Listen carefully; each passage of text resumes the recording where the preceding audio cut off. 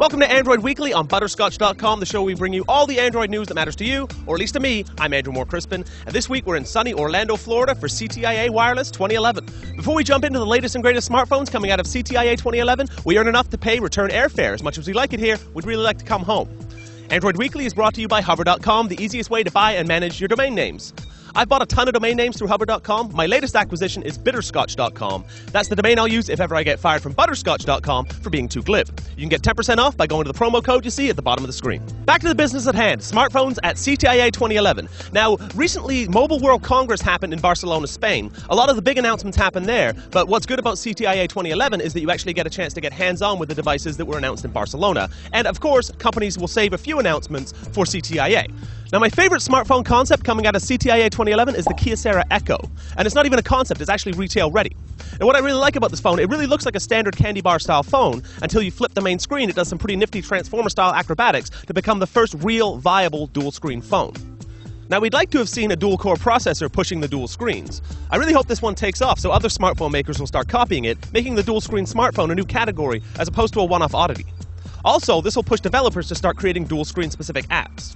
The major Achilles heel here, as you might expect, is battery life. You don't double up the screens without sacrificing some longevity. Kyocera is bundling an extra battery with separate charger in with the phone, and that's not a good sign. At $200 with a 2-year contract from Sprint, the Kyocera Echo could be a contender, power management woes aside. Glasses-free 3D is not just for the Nintendo 3DS anymore. We saw a few 3D-capable smartphones here at CTIA 2011, most notable with the offerings from HTC and LG. The HTC Evo 3D is a capable 1.2 GHz dual-core smartphone with a gig of RAM. It does everything you'd expect of an Android smartphone. More interesting, though, is the glasses-free 3D.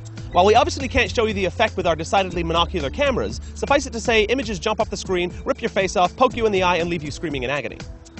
On the back, dual 5-megapixel cams let you shoot your own 3D videos and stills to fill in the decided gaps in the availability of real 3D content. The LG Optimus 3D is another glasses-free 3D phone, another dual-core 1.2 GHz processor, dual 5-megapixel cams, and the same 4.3-inch screen size as the HTC Evo 3D. If you like what you see, hit up butterscotch.com/CTIA 2011 for more detail on these 3D-capable phones and a bunch of other smartphones from CTIA 2011.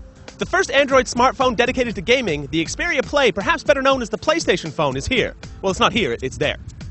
It's a capable Android smartphone on its front. Slide the screen up, though, and you reveal immediately recognizable PlayStation-style controls, a direction pad and the X, circle, square, and triangle buttons you're used to.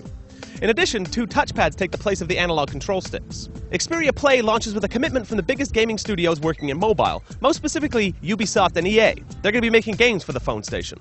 That's not quite all the news that's fit to Google. Make sure you tune in next week when we'll bring you our favorite tablets from the show. For full show notes, hit up butterscotch.com. Until next week, I'm Andrew Moore Crispin.